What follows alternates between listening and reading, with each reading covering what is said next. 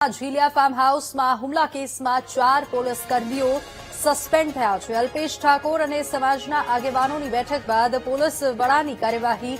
આરોપીના સરઘસમાં બેદરકારી દાખવનારા પોલીસ કર્મીઓ સામે કાર્યવાહી કરવામાં આવી છે। તો પાટણ એલસીબીમાં ફરજ બજાવતા પોલીસ કર્મચારીને સસ્પેન્ડ કરાયા છે। એલસીબીમાં ફરજ બજાવતા હસમુખસિંહ અને અતુલ કુમાર સસ્પેન્ડ થયા। બિન હથિયારધારી કોન્સ્ટેબલ કુલદીપ કુમાર અને આસિસ્ટન્ટ હેડ કોન્સ્ટેબલને પણ સસ્પેન્ડ કરવામાં આવ્યા છે। ફાર્મ હાઉસ પર હુમલો કરનાર આરોપીઓની પોલીસે જાહેરમાં સરઘસ કાઢ્યું હતું અને પોલીસની કામગીરી સામે ક્ષત્રિય ઠાકોર સમાજે નારાજગી વ્યક્ત કરી હતી।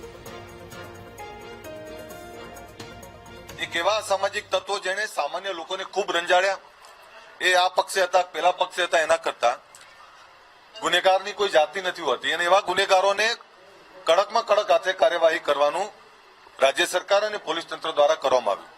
પરંતુ એમાં પણ કેટલાક ભ્રષ્ટ અધિકારી કર્મચારીઓ દ્વારા ક્યાં બીજી રીતે ગુનેગારોને છાવરવા માટે મદદરૂપ થવા માટેનો પ્રયત્ન કર્યો હોય એ ધ્યાનમાં આવતા એવા સામે પણ કાર્યવાહી કરવી એવી અમારી માંગણી હતી અને એ માંગણી એ પાટણના હિતમાં ગ્રાહ્ય રાખવામાં આવે છે। અમે હજુ સ્પષ્ટપણે એવું માનીએ છીએ।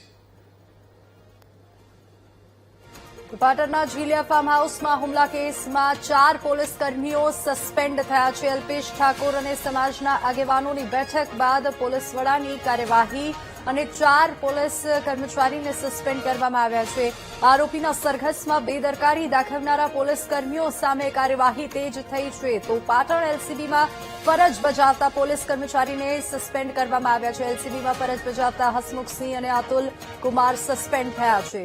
બિન હથિયારધારી કોન્સ્ટેબલ કુલદીપ કુમાર અને આસિસ્ટન્ટ હેડ કોન્સ્ટેબલ કિરણ પણ સસ્પેન્ડ થયા છે। ફાર્મ હાઉસ પર હુમલો કરનાર આરોપીઓની પોલીસે જાહેરમાં સરઘસ કાઢ્યું હતું। પોલીસની કામગીરી સામે ક્ષત્રિય ઠાકોર સમાજે વ્યક્ત કરી છે નારાજગી। પોલીસ વડાની મોટી કાર્યવાહી અને પોલીસની કામગીરી સામે ક્ષત્રિય સમાજ નારાજગી વ્યક્ત કરી રહ્યું છે। 4 પોલીસ કર્મી હાલ સસ્પેન્ડ થયા છે। એલસીબીમાં ફરજ બજાવતા પોલીસ કર્મીને સસ્પેન્ડ કરવામાં આવ્યા છે અને સરઘસમાં બેદરકારી દાખવવા બદલ સસ્પેન્ડ કરવામાં આવ્યા છે।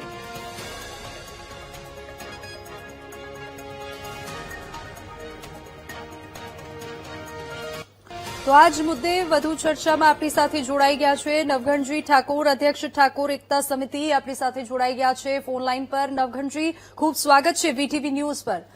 સર, ઠાકોર સમાજ હમણાં રોષિત જોવા મળી રહ્યો છે, આક્રોશિત જોવા મળી રહ્યો છે, શું કહેશો આપ?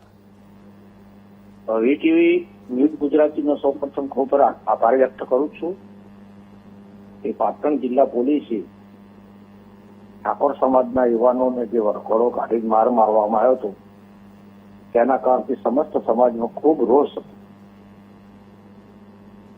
ગુનેગારો, કોઈ ગુનેગારનો જાતિ ધર્મ હોતો નથી, કોઈ ગુનેગારની જાતિ હોતી નથી। કોઈ પણ ગુનેગાર હોય એને સરખો ન્યાય થવો જોઈએ।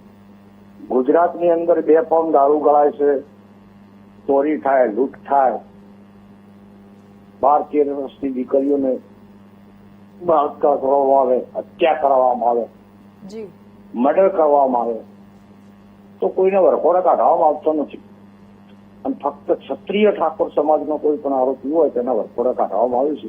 એ બાબતથી આખો સમસ્ત સમાજની અંદર ખૂબ ઘેરો રોષ છે અને સમાજ ખૂબ ગુસ્સામાં છે।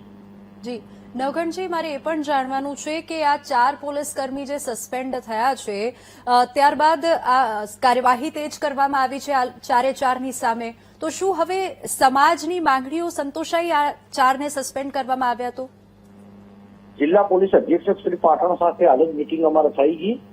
અચ્છા। અને સરકારના પ્રતિનિધિ, પોલીસના પ્રતિનિધિ અને અમારા સમાજના આગેવાનોની રૂબરૂમાં એસપી સાહેબ સાથે બેઠક થઈ ગઈ। 4 પોલીસ કર્મચારીઓને સસ્પેન્ડ કરવામાં આવ્યા।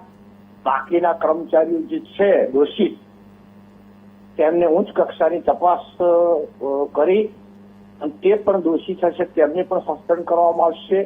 અને ઠાકોર સમાજના જે યુવાનો છે એમના વાલીઓ જે પણ કોઈ ફરિયાદ આપે એ પોલીસ લેવાની સંમતિ આપી છે, એટલે તેનો સુખદ અંત આવ્યો છે આજે। અને